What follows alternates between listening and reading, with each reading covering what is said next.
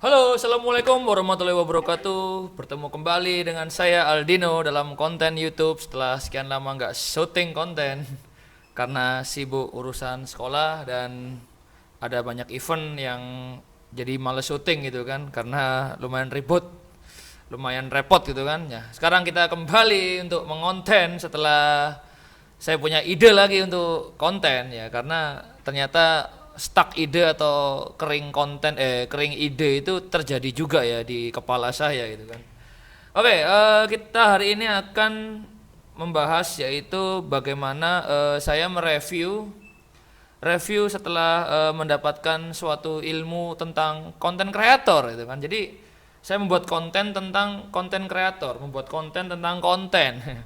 Moga-moga dapat dipahami ya. Jadi ini beberapa waktu yang lalu saya berkesempatan untuk mengikuti kegiatan webinar ya. Ada banyak webinar itu kan. Nah, salah satu yang saya ikuti ini adalah temanya cocok gitu kan dengan apa yang saya jalani gitu kan, yaitu adalah kelas konten kreator dan pematerinya adalah, nah udah kelihatan ya. Jadi ada Bang Raditya Dika, salah satu konten kreator yang sangat legend ya di Indonesia ya, terutama awal mula stand up komedi mungkin populer, terus mungkin awal mula buku novel Pria Jomblo gitu kan, itu waktu itu yang sangat mempopulerkan adalah Bang Radit. Dan kebetulan ini saya berkreasi, yaitu adalah salah satu kayak departemen kayaknya ya, atau salah satu divisi di Kementerian Kominfo ini mengundang Bang Radit ini untuk menjadi pemateri di salah satu kelasnya, yaitu di cyber kreasi itu pada tanggal 18 sampai 26 September. Jadi waktu itu ada dua kali tanggal 18 sampai tanggal 26. Jadi 18 19 September sampai dan 25 26 September. Ada kelas persiapan menjadi video kreator, produksi video pendek, produksi video panjang, dan terakhir membangun karir sebagai video kreator. Secara umum ya banyak ilmu yang diajarkan ya oleh Bang Radit, dan saya nggak bisa ngerangkum semuanya karena kalau ngerangkum semuanya ya sama aja ikut webinarnya gitu kan. Poin-poin yang saya ambil adalah yang mungkin penting untuk saya review atau mungkin sangat bermakna bagi bagaimana pengembangan diri saya sebagai konten kreator ya kalau mau menekuninya, karena saya sangat terinspirasi sekali dari beberapa hal-hal yang disampaikan oleh Bang Radit waktu itu. Oke, beberapa yang sudah saya terima materinya atau ilmunya itu saya screenshot ya. Jadi di PowerPoint-nya itu atau di materi yang disampaikan oleh Bang Radit itu saya screenshot untuk mungkin siapa tahu di beberapa kesempatan mendatang akan berguna, dan ternyata berguna juga karena jadi konten. Jadi bahan konten saya lumayan. Nah, oke. Baik, mungkin langsung saja. Jadi review dari secara umum adalah bagaimana sih memulai karir atau langkah sebagai konten kreator gitu kan. Dan bagaimana sih ketika menjadi konten kreator di saat ini yang mana banyak sekali bertebaran konten kreator di berbagai tempat, berbagai wilayah gitu kan, dengan ciri khas masing-masing, dengan pembawaan masing-masing, dan sangat membanjirnya konten kreator itu punya nilai positif maupun negatif ya. Negatifnya jelas saingannya banyak gitu kan. Siapa ini yang mendapat atensi lebih atau mendapat perhatian lebih gitu kan. Nah, cuma Bang Radit tetap membagikan tips dan saya rasa ini sangat berguna bagi kita semua gitu kan. Oke, langsung saja kita lihat ya. Ini adalah beberapa yang saya screenshot. Oke. Udah kelihatan ya? Aha. Oke. Baik, ini adalah salah satu screenshot dari PowerPoint-nya Bang Radit, yaitu bagaimana sih untuk menjadi content creator yang ada di era saat ini gitu kan. Yaitu adalah diferensiasi untuk menambah nilai dalam produk atau konten yang dilakukan gitu kan. Jadi jangan fokus kepada yang paling bagus atau hebat, tapi fokuslah menjadi yang paling beda alias punya nilai tambah. Misalkan banyak konten kreator yang berkomedi gitu kan, atau mainkan kelucu-lucuan gitu kan. Berarti gimana nih kalau pengen beda gitu kan? Ya kita pakai lelucon atau komedi yang beda gitu kan. Misalkan komedi dengan bahasa daerah atau komedi dengan bahasa Inggris. atau komedi dengan sesuatu yang nyeleneh ya, walaupun kadang agak kontroversi, tapi paling tidak ada pengembangan-pengembangan dibanding yang umum gitu kan. Mungkin salah satu contoh dari Bang Radit ini adalah kemarin itu beliau mencontohkan kan sekarang ini juga banyak event stand up comedy gitu kan, stand up comedy lagi booming gitu kan. Terus Bang Radit ini bikin suatu event stand up comedy yang cuma suara doang gitu kan. Jadi kayak mungkin lagi musim Spotify atau podcast ya. Jadi kan podcast kan kekuatannya di audio atau suara. Jadi Bang Radit ini bikin event ajang stand up comedy gitu dengan hanya memainkan suara. Terus langsung ditawarkan ke ya produser atau production house gitu kan, atau produksi acara televisi atau apapun itu, langsung ya menarik awalnya tapi aneh gitu kan. Stand up comedy yang biasanya ada tampilan di panggung, tapi mungkin karena pandemi jadi tidak bisa seleluasa zaman dulu ya, ada penonton gitu kan. Akhirnya ini cuma main dialog atau suara doang gitu kan. Nah, akhirnya itu menjadi nilai yang beda gitu kan. Salah satu lagi yang mungkin saya ingat Bang Radit ini punya nilai tambah adalah ketika beliau punya konten cerita cintaku ya di YouTube-nya waktu itu ya. Jadi saya ngikuti cerita cintaku ini, yaitu stand up comedy itu kan tampil di panggung bawa materi lucu gitu kan, bawa materi yang berisi cerita, kegelisahan, lalu di punchline yang mana itu adalah lucu-lucunya gitu kan. Tapi cerita cintaku ini punya diferensiasi atau nilai tambahnya adalah beliau melibatkan penonton untuk aktif ikut dalam cerita, dalam aksi panggungnya ya. Jadi kayak semua penonton diberi surat atau disuruh nulis itu kan, cerita cintanya gitu kan, lalu dibacakan oleh Bang Radit atau yang tampil itu kan, sehingga penonton menjadi ikut terlibat, dan itu menarik menurut saya. Dan karena cerita cinta ini kan orang macam-macam ya dan unik ya, dan kalau tiap orang ke orang lain, tiap daerah ke daerah lain itu bisa jadi punya keunikan yang mungkin konyol dan menambah amazing atau menambah gaya panggung yang menjadi lebih menarik ya, ada interaksi gitu kan. Dan berbagai macam pengembangan-pengembangan yang saat ini mungkin bisa menjadikan referensi untuk kita, konten kita ini mau buat apa, mau nilainya gimana sih, misalkan konten apa nih, edukasi, entertainment atau hiburan, gaming gitu kan, tips, tutorial gitu kan, atau ya pokoknya hobi kita macam-macam lah. Cuma masalahnya orang yang hobi dan orang yang menekuni bidang-bidang tersebut ada banyak gitu kan. Ya, walaupun begitu, walaupun banyak, kita nggak boleh nyerah karena pasti ada sisi keunikan yang ada di dalam konten kita gitu kan. Nah, oke, sekarang mungkin saya introspeksi ya ke diri saya sendiri ya. Apa nilai tambah konten saya gitu kan. Misalkan nih, kalau mungkin lihat di YouTube saya, kalau nggak salah ini sudah banyak video ngajar itu kan. Ternyata saya lihat guru-guru itu ya, kebanyakan guru-guru di Indonesia saat ini juga banyak yang bikin konten ngajar. Jadi nggak ada bedanya dong saya kalau bikin konten ngajar itu kan. Terus kemarin sempat nyoba gaming ya, streaming, mumpung ini alatnya bisa, jadi nyoba bikin konten streaming. Ya banyak juga lebih jago-jago ngegame itu kan, di luar sana banyak yang konten gaming itu kan. Terus apalagi ya, podcast, apalagi podcast Deddy Corbuzier udah bikin. Terus di Spotify itu ada banyaknya itu podcast.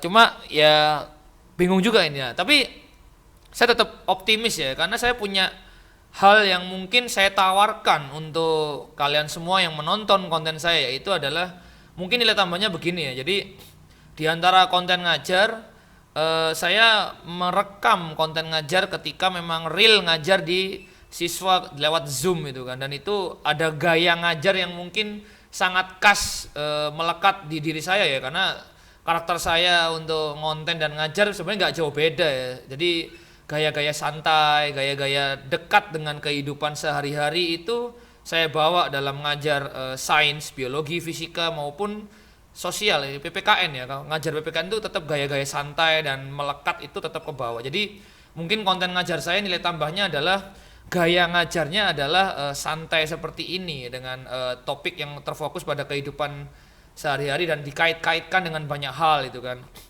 Dan mungkin kalau yang podcast, saya punya nilai tambah mungkin adalah saya mencari teman-teman saya atau rekan-rekan di circle saya yang saya kenal, untuk menjadi narasumber yang mana mereka menceritakan hobi mereka, bidang pekerjaan mereka, suka dukanya, atau mungkin alumni gitu kan, murid saya sendiri yang mungkin punya bakat di bidang seni, di bidang kreatif gitu kan ya. Jadi tujuannya adalah menginspirasi juga rekan-rekan di sekitar saya juga gitu kan. Jadi siapa tahu ada yang tertarik gitu kan, entah jadi narasumbernya atau entah mendengar cerita dari teman saya gitu kan. Jadi podcast saya itu memang berisi rata-rata lingkungan terdekat ya. Sebenarnya alasan awalnya adalah karena nggak kenal dengan tokoh-tokoh yang terkenal.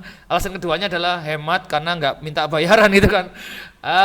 Dan ngundangnya enak karena punya IG-nya atau WA-nya, tinggal di WA, kamu kapan bisa, ayo kita nge-zoom bareng gitu kan, jadi kontenku gitu kan. Nah itu paling simpel alasannya. Jadi tapi tujuan lebih jauhnya sebenarnya adalah supaya teman-teman circle saya juga terinspirasi dari teman-teman yang lain itu kan. Jadi mungkin ada yang pengen buka bisnis tapi pengen sharing gitu kan. Nah, kayaknya sekalian aja saya kasih wadah gitu kan. Oke, sharing bisnis gitu kan. Siapa tahu ada yang tertarik gitu kan. Nah, seperti itu. Lalu terakhir mungkin ini yang mungkin unik ya. Saya bikin konten yang segmen yaitu adalah berisik, yaitu berbagi informasi sains asik gitu kan. Nah, itu adalah konten membahas sesuatu dengan sains tapi yang beda dan mungkin moga-moga aja ya belum ada di konten-konten yang lain. Dan itu ya setengah-setengah moga-moga original ya. Jadi kayak yang pertama itu adalah manusia berasal dari minyak bumi. Itu kayaknya belum ada referensi yang di Google atau di suatu jurnal itu yang kayak meneliti bahwa setelah manusia meninggal itu lama-kelamaan jadi minyak bumi ya, karena nelitinya lama sekali ya. Itu kan harus bertahun-tahun, beribu-ribu tahun, beratus ribu tahun, berjuta tahun itu kan. Nah, lalu mungkin yang air kencing itu berasal dari air minum, apakah benar? Itu kan awal-awal orang ngiranya air kencing ya berasal dari itu kan, ternyata air kencing dari darah gitu kan. Terus dan macam-macam. Artinya ada konten sains yang unik yang mungkin juga belum banyak dibahas atau mungkin luput dibahas oleh akun-akun sains yang besar ya, karena mungkin memang nggak terlalu penting tapi konyol atau unik gitu kan, pembahasan khas anak-anak gitu. Nah, itu seperti itu ya, mungkin seperti itu. Dan terakhir mungkin secara overall konten YouTube saya ini memang sembarang aja bisa masuk, maksudnya ada sains, ada ngajar, ada bahkan ada film ya, karena saya hobi film. Jadi mungkin secara diferensiasi orang mungkin jadi kayak wah nggak jelas ini kontennya Aldino, ini ada ngajar, ini ya, fokusnya kemana sih? Tapi kalau saya ya merasa bahwa jangan-jangan itu adalah nilai keunikan saya gitu kan, karena saya bisa mungkin bisa bergerak di berbagai bidang gitu kan, sedangkan rata-rata konten YouTube lainnya itu atau seorang kreator lainnya itu terfokus pada satu bidang aja gitu kan. Misalkan kalau seorang konten kreatornya itu dokter ya berarti dia fokus ke medis-medis aja gitu kan. Atau konten kreatornya itu seorang penyanyi ya dia fokus ke nyanyi. Tapi saya melihat bahwa Ariel Noah itu kontennya ada rakit PC, terus Sule itu kontennya ada podcast, ada lagu lah. Berarti saya merasa bahwa konten kreatornya tidak hanya harus stuck di bidangnya aja gitu. Jadi dia bisa melangkah ke bidang lain asalkan ya tidak sembarangan gitu kan dalam mereview atau dalam menyampaikan sesuatu gitu kan. Nah, insya Allah lah tentang film saya belajar banyak, belajar secara otodidak dengan komunitas dan sebagainya. Jadi ya sesekali akan membuat konten tentang film dan mungkin pengalaman-pengalaman dan sebagainya. Jadi itu mungkin nilai tambah. Jadi berbicara tentang nilai tambah, ini adalah tugas kalian masing-masing kalau ingin mendalami sebagai konten kreator. Itu menjadi paling beda dengan menambah sesuatu itu kan, dengan di konten kalian atau di pemikiran kalian tentang konten tersebut itu kan. Misalkan bikin sesuatu itu tambahilah dengan sesuatu itu kan.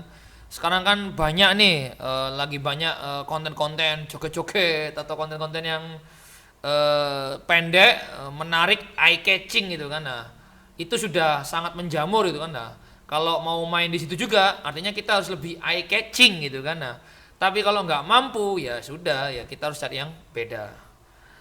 Oke, mungkin itu terus. Nah, ini adalah tipsnya juga dari Bang Radit, cari solusi. Baik, ini adalah niche atau wilayahnya. Jadi ini adalah contoh-contoh yang mungkin bingung idenya apa nih konten kreatornya nih. bingung mau bikin apa nih lah.